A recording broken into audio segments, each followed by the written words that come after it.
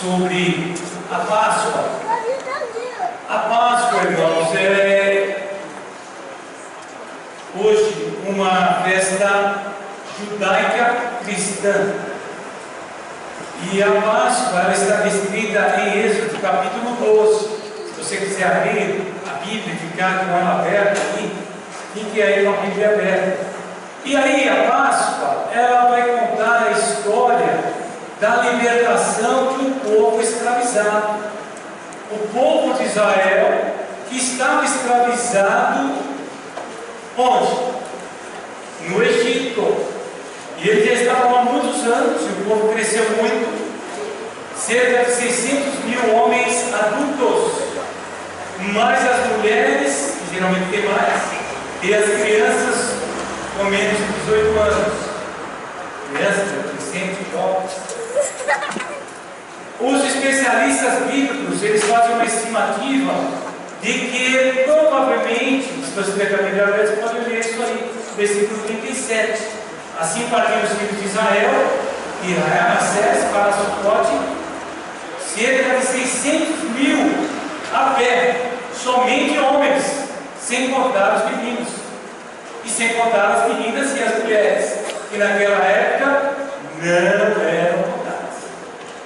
Então, 600 mil, os especialistas dizem que cerca de 2 milhões de pessoas saíram do Egito, foram libertos 2 milhões de judeus.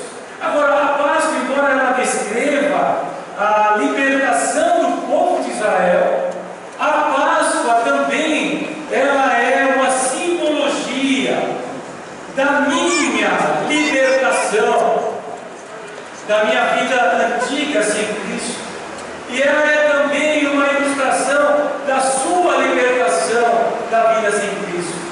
Nós vivíamos, conforme diz Efésios, estudamos, capítulo 2, nós vivíamos lá mortos espiritualmente no pecado, andávamos segundo o príncipe da potestade do ar, que é o diabo, e nós vivíamos conforme os nossos pensamentos e conforme a nossa natureza humana, chamada carne. E aí então nós estávamos escravizados. Nós éramos escravos do pecado, do diabo, do mundo. Quer você goste do início ou não, é a Bíblia que declara, Efésios capítulo 2. Agora, louvado seja Deus, porque muitos de nós, quem sabe todos nós, fomos salvos e libertos, amém, irmãos? Amém. Nós fomos libertos como aquele povo que saiu andando diante dos líderes e do povo do Egito. Nós também fomos libertos, louvado seja Deus. E aqui então, quando nós lemos a história da Páscoa, nós temos que entender que não é só a história de Israel, é a minha história, é a sua história, e pode ser também a sua história que está aqui e talvez nunca fez um compromisso sério e verdadeiro de seguir a Cristo. A porta da salvação está aberta, mas um dia vai se fechar. Um dia Cristo vai voltar para buscar aqueles que aceitavam Ele e fizeram o compromisso de seguir e obedecer. Hoje está aberto, amanhã não sei, no futuro não sei. E a Bíblia nos diz que nós devemos ter aproveitar a oportunidade, porque a qualquer hora, a qualquer momento podemos morrer, podemos Jesus voltar e acabar tudo e a gente vai ficar. É uma questão seríssima para todos, jovens, crianças, adolescentes, adultos, todos vão ter que comparecer diante de Deus. E a primeira pergunta que eu tenho que responder é o seguinte: você recebeu a Cristo verdadeiramente no seu coração e procurou obedecer conforme o que diz a Bíblia? Não vai adiantar dizer, eu era bonzinho, eu era ruimzinho, ou eu ajudava os pobres, eu era um intelectual, ou era um religioso. É só Cristo Jesus. E aqui, o que aconteceu na Páscoa? Na Páscoa, a Páscoa é o encerramento daquelas lá na terra do Egito. Israel estava escravizado no Egito. E aí Deus começou a falar para Moisés ir lá junto com Arão, seu irmão, para libertar o povo. Só que o faraó não deixou. E aí o faraó não deixou ir, Deus começou a mandar algumas pragas. E as pragas eram diretas contra falsos deuses do Egito. Então houve rios que tornou sangue, houve sapos, houve gafanhotos que vieram, grandes quantidades, acabou com as plantações. E a última praga é o seguinte: olha, hoje à noite, no 14º dia do primeiro mês, que se tornou, que não era, se tornou o primeiro mês de Israel, para marcar a história de Israel, mês de Nisan. E aí, vocês vão ter que fazer o seguinte: hoje à noite vai passar um anjo da morte, um anjo de Deus, e todo primogênito, quer seja judeu ou egípcio, ou de animais, o primeiro filho do sexo masculino que não tiver na porta da casa e nos umbrais dos batentes da porta a marca do sangue, vai passar um anjo e vai matar o primogênito. E aí ele falou: olha, vocês, para terem essa libertação, o que vocês vão fazer? Vocês vão ter que pegar um cordeiro, um carneiro, sexo masculino. E esse cordeiro ali, ele tinha que ser perfeito. Então a primeira lição que nós temos aqui da Páscoa, da nossa libertação, é que eles encontraram o cordeiro. O texto diz aí no capítulo 1, até o capítulo 12 de Êxodo, até o versículo 6, diz aí que, olha assim, falou Moisés, o Senhor Moisés e Arão, a terra do Egito, dizendo: olha, nesse mês, ou será o princípio dos meses, esse será o primeiro dos meses do ano, falai a toda a congregação de Israel, dizendo: aos 10 desse mês, tome cada um para si um cordeiro, um carneirinho, segundo a casa dos pais, um cordeiro para cada família. Mas se a família for pequena, só um casal, um filhinho, você pode comer com a outra família perto de você. E vocês vão pegar aí no versículo 5: o cordeiro, o cabrito será sem marca, sem mancha, macho e humano. Tomareis das ovelhas e das cabras, guardareis até o 14º dia. E todo o ajuntamento, toda a congregação de Israel sacrificará à tardezinha, ou ao anoitecer, entre 3 da tarde e 6 da noite. Então eles acharam o cordeiro não podia. Se você quiser ler lá no Levítico, versículo 22, capítulo 22, versículo 22 a 24, não agora, mas em casa, não podia ser cego, não podia ter um focinho, corpo, isso do cordeiro, homem, carneirinho, todo capítulo. Não podia ter o casco quebrado, não podia ter a pata quebrada, não podia ter úlceras ou feridas, e ele tinha que ser a sua lã totalmente branca. E eles iriam pegar no 10º dia o cordeiro, iria guardar por 4 dias. Para quê? Para olhar se o cordeiro era realmente assim. Isso que eles iam olhar: olha, já bebi, está tudo certinho. Porque Deus não queria um sacrifício estragado, um sacrifício. Imagine lá, olha, vocês vão ter que, para que o primogênito não morra, vocês vão ter que comprar, vocês vão ter que sacrificar um cordeiro. Aí alguns espertos, alguns judeus, eles são meio assim, né? Parece mineiro, certo? Eles não gostam de abrir a mão.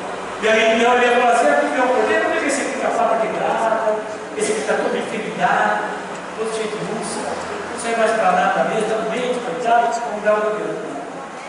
Tem que ser um cordeiro mesmo, sem mancha, sem mácula, sem pata quebrada, sem casco quebrado, sem focinho torto, sem ser cego, perfeito. Mas por que eles acharam esse cordeiro perfeito? Por aquele versículo que nós lemos no texto do culto, quando João Batista viu Jesus, e Deus já tinha falado para ele: olha, eu vou te mostrar o Messias, eu vou te mostrar o verdadeiro sacrifício para a salvação de todo aquele que crê. E João Batista gritou o quê? Eis o Cordeiro de Deus que tira o pecado. Eis o Cordeiro que tira o pecado do mundo. Hebreus capítulo 4 diz que Jesus viveu, foi tentado em tudo, mas nunca pecou. Pilatos, no julgamento, perguntou, conversou, falou que é verdade, falou: olha, eu não vejo nada errado nele. Judas, depois de ter traído, falou: olha, eu traí sangue inocente, e ele tinha dado 3 anos a Jesus. Hebreus capítulo 10 continua dizendo a mesma coisa, que Jesus, ele não conheceu o pecado. Ele era o verdadeiro Cordeiro perfeito. Foi morto, foi sacrificado para a salvação. Todo o que crê e que obedece e prossegue conforme o que diz a palavra. Mas o que eles fizeram? Versículo 6, a segunda lição diz o seguinte: olha, guardareis até o 14º dia, e diante de Israel todo, vocês vão sacrificar. Vocês vão matar o Cordeiro. O Cordeiro não morreu de acidente. Jesus não morreu por um acidente do plano de Deus. Jesus não morreu porque o Império Romano era mau. Eles eram maus, não foi por causa disso. É porque o Cordeiro tinha que ser sacrificado. E lá também, o Cordeiro, eles tiveram que toda a congregação, e eles tinham que matar, e era algo pela fé. Deus falou isso para Moisés. Moisés falou para todo mundo. E o sujeito tinha um filho mais velho, e agora? O que eu faço? Mata ou não mata? Mata o Cordeiro ou não mata o Cordeiro? Mas eles tiveram que matar e derramar o sangue. E aquele sangue do Cordeiro, então, é o sangue que tem o poder de purificar todo pecado, e tem o poder de libertar aquele.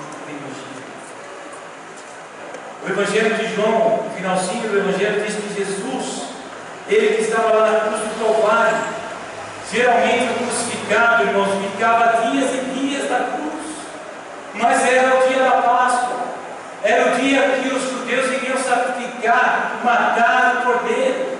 E diz lá João, no finalzinho do Evangelho, que Jesus, entre as 3 da tarde e as 6 da tarde, ele, num determinado momento, ele gritou: Senhor, Senhor, nas tuas mãos entrego. E ele entregou a vida, porque ele é o dono da vida. E como as pessoas demoravam lá na cruz, alguns passavam, dava comida, dava água, alguém tentou dar água e vinagre para Jesus, ele não bebeu. E aí então, por causa da festa, eles iam lá quebrar as pernas de Jesus. Para quê? Porque eles estavam aqui, crucificados. Quando quebrava a perna, a pessoa, ela iria ficar sem força para apoiar, e ela iria morrer asfixiada por esse movimento aqui, Aí apertava para respirar, dava uma respiradinha, depois ia para uma hora bater mais força. E Jesus, então, sem fazer isso, o que ele fez? Nas tuas mãos entrego para sacrifício de toda a humanidade. E aí que interessante, o Cordeiro podia ser defeituoso, podia ser cego, podia ter ossos quebrados. E olha que maravilha da profecia que ele diz, tanto em Êxodo como em Isaías: nenhum dos seus ossos. Glória a Deus, porque ele foi o Cordeiro perfeito. Eles sacrificaram o Cordeiro perfeito. Eles também aspergiram o sangue na porta. Eles pegaram o sangue e puseram ali na porta, nos umbrais, nos batentes das portas. E ali, quando o anjo passou, nessa porta tem o sangue. E a Páscoa é passar por cima.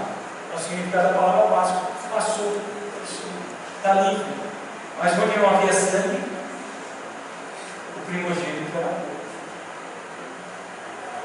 E aí eu gosto de alguém ali, talvez isso aí foi apregoado também dos egípcios.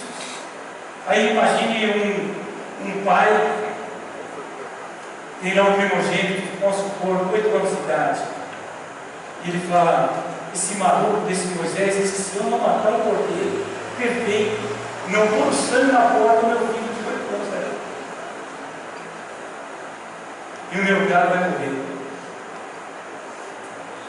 E talvez ele fale: não, mas nós temos a nossa religião. Talvez o meu filho é tão bonzinho, 8 anos de idade, faz qualquer tempo. E talvez na família do judeu tinha um judeu também de 8 anos, um judeu, sabe aqueles meninos traquina? Sabe aqueles meninos sapeca? Aqueles que bagunçam com 8 anos, faz coisa de criança de 17 anos. Ou bagunceiro, quebra vidro, joga pedra, e faz o estilingue, não sei.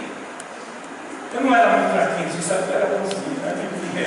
Mas eu não sei dar os exemplos. E aí, na nossa simples mentalidade, ele era o seguinte: aqui deve preservar a vida desse menino egípcio aqui, bonzinho, mas ele não tem o sangue do cordeiro. E esse aqui é o traquina, bagunceiro, sapeca, desobediente do pai e tal. E esse tem o sangue na porta. Irmãos, muitas vezes a nossa religião é assim: eu sou bonzinho, eu faço isso, faço aquilo, ajudo o pobre, ajudo o mendigo, eu vou na igreja, eu faço isso, faço aquilo, eu sou religioso, eu sou bonzinho. Tem o sangue do cordeiro? Se não tem, não serve para nada. Eu dei muito dinheiro para necessitados. Tem o sangue do cordeiro? É o sangue que vale, não é a nossa vida, não é o nosso intelecto, não é o quanto a gente ganha, não é o quanto a gente tem de graus na faculdade, na academia, não é a nossa posição na empresa, é apenas pelo sangue. E eu espero que você que está aqui nessa noite, que você tenha a marca de Jesus, a marca da promessa de que todo aquele que crê no Cordeiro de Deus, ele purifica todo o pecado. E aquele que não tem, infelizmente, até o momento da volta de Cristo, tem a oportunidade de aceitar, se comprometer com Cristo, é salvo. Depois a porta vai se fechar, e é a condenação eterna. Mas eles aspergiram o sangue de Cristo. Aqui, irmãos, querendo ter por que para trabalhar isso aqui? Aqui é um exemplo da fé. Imagina o sujeito lá, agora tem que matar um cordeiro. Tinha essa época, aquela prática, especialmente os Jesus. Agora eu tenho que matar um cordeiro, pegar o sangue, espalhar o sangue. Isso é fé. Isso é ter fé. É crer que aquilo ali ia acontecer. Muitas vezes, irmãos, nós temos a palavra de Deus que tem nos ensinado coisas muito mais simples e coisas mais que estão tão claras, e muitas vezes nós não estamos tendo fé, nós estamos desobedecendo. Se eles não tivessem fé e obedecessem, morte, mas se obedecessem, teriam a vida. E aí, irmãos, quantas vezes nós estamos desobedecendo porque nós estamos sem fé nas coisas? E aí o que aconteceu? Eles comeram o cordeiro. É engraçado algumas religiões. A descrição da Páscoa está tão clara: eles tinham que comer a carne na noite e comer com pães sem fermento e com ervas amargas. O fermento simbolizava o pecado e a velha vida.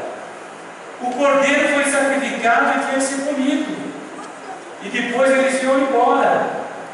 Está tão claro aqui, e hoje muitos dizem que não podem comer, mas na Bíblia eles tinham que comer. E não dá para entender, mas tudo bem. Mas o que significa para nós isso aqui? Comer a carne do cordeiro. Comer a carne do cordeiro, irmãos, é que eles foram salvos, libertos, mas eles também foram sustentados pelo cordeiro. E não somente foram sustentados pela carne que eles comeram, mas também no deserto Deus começou a mandar o pão que descia do céu, que também era o símbolo de Cristo, o cordeiro e o pão da vida. Eu sou o pão da vida, quem comer de mim terá vida eterna. Então comer do pão e comer, no caso do cordeiro, era saber que é o cordeiro que nos sustenta. E é o cordeiro que sustentava os israelitas, é o cordeiro Jesus que sustenta a nossa fé, sustenta o nosso caminhar cristão, é quem nos sustenta para buscar a palavra, é quem nos sustenta para orar, é o cordeiro de Deus que nos ajuda nas nossas fraquezas. Agora, muitas vezes você está vivendo a experiência só de passar o sangue, só da salvação, e você, muitas vezes, não está permitindo o Cristo te sustentar a dia a dia, ou momento a momento.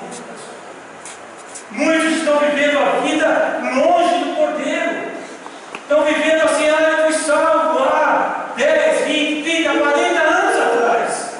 Mas e o caminhar com Deus? E o caminhar com o Cordeiro do Senhor? E aí o que acontece foi a quinta e última lição, justamente essa: eles acharam o Cordeiro, eles mataram o Cordeiro, eles sacrificaram o Cordeiro, e eles também agora foram sustentados pelo Cordeiro, e eles andaram em liberdade. O versículo que nós lemos, tudo isso está aí no Êxodo capítulo 12. E aí, o texto que nós lemos, versículo 37, eles partiram, foram livres. E aí o que significa? Eles andaram em liberdade. Os primogênitos dos egípcios morreram imediatamente. E o faraó, aterrorizado, falou: pode liberar o povo, pode eles ir embora. Já matou os primogênitos, o filhinho querido, o meu carro, manda logo esse povo embora. E além disso, foi o seguinte: dá ouro, dá prata, dá pedras preciosas. E eles saíram com o pagamento pelos anos de escravidão. E eles saíram com ouro, prata, pedras preciosas, mas nada daquilo era para eles. Era para depois edificar o tabernáculo. O que você faria com o ouro do deserto? O que você faria com o ouro do deserto? O que você faria lá no deserto? Caminhando pelo deserto, 40 anos, você tem muitas pratarias, riquezas. Eu vou trocar com um McDonald's. Eu vou comprar um quilo de feijão. Vamos dar. Oi? Mas no deserto, e talvez uma caravana ou outra, mas eles iam estar em bandos para matar as caravanas. E aí eles pegaram depois isso e deram para o Senhor para sacrificar. Isso que eu poderia dizer para nós, irmãos: tudo que você tem, a começar pelo seu corpo, a começar pela sua família que você tem, a começar pelo dinheiro que você tem, o trabalho que você tem, o negócio que você tem, o curso que você tem, a posição que você tem, o carro que você tem, tudo que eu tenho, tudo que eu tenho, tudo que você tem, irmãos, deve ser para a gente entender: Deus tem me dado isso para eu consagrar isso para Ele. Porque, irmãos, a gente está usando isso aqui hoje, na nossa vida aqui, mas se Deus quiser, é um tsunami, é um vendaval, é uma chuvinha, é um sol da morte que vai ficar bom. Vai ficar carro, vai ficar dinheiro, vai ficar poupança, vai ficar a mulher, vai ficar o marido, vai ficar os filhos, vai ficar tudo. E eu espero que você vá para o céu pelo Cordeiro que foi morto para nos dar o caminho do céu. Tudo que você tem, Deus tem te dado oportunidade para estudar, estude, mas sabe que aquilo lá é para você consagrar ao serviço de Deus. Você tem um bom trabalho, glória a Deus, se dedique, ganhe muito dinheiro, profita na empresa, mas saiba que é Deus que te colocou lá e está te dando esse presentão. Você tem uma família maravilhosa, glória a Deus, obrigado pela minha mulher, pelas minhas filhas, obrigado, Senhor, mas elas são do Senhor. Eu não consigo guardar a vida da minha mulher nem um minuto. Eu fecho a porta, fecho a janela e tal, mas se Deus quiser, fala, Nádia, ela tem fé que vai morrer depois de mim. E os homens da minha família, meu pai já morreu com 57. E eu já estou tremendo aqui. Tá certo? Mas, se Deus quiser falar para ela, é hoje, deitada, dormindo, sonhando. O que eu vou poder fazer? Segurar a saia dela? Não vai, não vai, não vai, não dá, não dá, não dá. E você, irmão? Olha, eu vou chorar, agora eu sou difícil de chorar, né? Mas eu estou ficando velho, estou ficando mais bonito, né? Mas eu prometo diante de vocês que eu vou chorar pela nada, pelas vidas. E eu vou apanhar em casa e vou chorar também. Tá certo? A gente vai beber até a próxima. Mas isso não estava no Espírito, apaga lá, mas irmãos, eu não consigo dar nada que foi de para a mulher. E você também não. Se alguém consegue aí, se já das duas, levante a mão e me fala o segredo. Eu quero preservar o máximo da minha vida. Quem dera morrêssemos juntos, ou melhor, se não fôssemos arrebatados juntos. Fala agora comigo. Se você souber, me conta o segredo. Mas infelizmente não tem.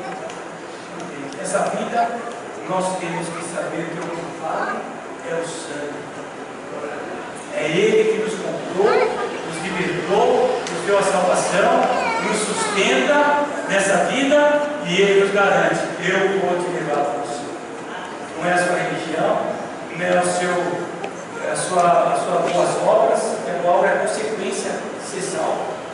Não é nada disso. Ele poder de Deus que tira. Você conhece Jesus, o poder? Você já separou Jesus do seu coração como seu Salvador e Senhor? Você já aceitou o sacrifício dele, colocou o sangue de Cristo na sua vida pela fé? Você tem se alimentado de Cristo diariamente para viver essa vida? Não vale a sua fé de 10 anos atrás, é a fé de hoje em Cristo. Não vale a fé do seu pai, da sua mãe, é a sua fé hoje em Cristo. Você já está andando em liberdade com Cristo. E é isso que nós fazemos quando comemos no pão e vivemos lugares. Nós lembramos que Ele foi morto na sua carne, foi transpassado, foi perfurado, foi coroado com aquela coroa de espinho, foi esbofeteado, foi cuspido, foi envergonhado, mas Ele não foi morto, Ele deu a sua vida. E Ele deu, e Ele tomou de volta. Depois de 3 dias, ressuscitou e está vivo e age hoje nas nossas vidas. E assim nós devemos viver, conhecendo o sacrifício dele, mas vivendo diariamente. Ele nos sustenta, Ele nos guarda, Ele nos livra e Ele nos garante que Ele vai voltar para nos levar para todos. E eu espero que você que está aqui nessa noite, que você não saia daqui sem orar aí no seu coração: eu quero experimentar o sacrifício de Cristo na minha vida. E eu me comprometo a seguir, a obedecer. Você que é crente, que é dessa igreja, se está visitando aqui de outra igreja, você é nosso convidado especial, bem-vindo. E é bem-vindo também para comer do pão e dados. Mas você tem que chegar face a face com o Senhor e falar: Senhor, eu quero diariamente viver para o Senhor, não para mim, não para os meus sonhos, não para os meus interesses. Que tudo isso seja uma dádiva que Deus vai te dar. Mas se você correr atrás só dos seus sonhos, só dos seus desejos, só daquilo que você deseja e quer, espera, talvez você vai chegar lá no céu, pela graça de Deus, você vai buscar. Mas quando você colocar Deus em primeiro lugar, buscar em reino de Deus a sua justiça, e a justiça é Jesus. Ele não fez justiça. Todas as coisas do Senhor. É dia de acerto. É dia de compromisso. É dia de levar Deus mais a sério. Não só hoje, mas como um memorial hoje, mas todos. E que Deus tenha misericórdia de você e mais ainda de mim. Deus tenha misericórdia de mim. Que eu possa todos os dias me lembrar do poder de Deus, que morreu por mim, mas que ressuscitou. E que é todos os dias conversar comigo, falar comigo pela palavra, que ouvir a minha oração, que ouvir o meu canto, que ouvir o meu chorar, que ouvir a minha alegria, que ver a minha dedicação, e Ele quer ver também a sua. Jesus está vivo. Ele nos vê todos os dias, todos os momentos. E Ele anseia por nós. Jesus anseia por nós. E alguns dias, confesso a Deus que você. Aqui. Talvez algumas vezes Deus vai buscar, porque eu não apareci na presença. Fiz aquela oração especial. Fiz aquele oi, Senhor, muito obrigado. Tantas bênçãos. E Ele continuou com o braço aberto. Deus tem misericórdia da minha vida. Tenha misericórdia.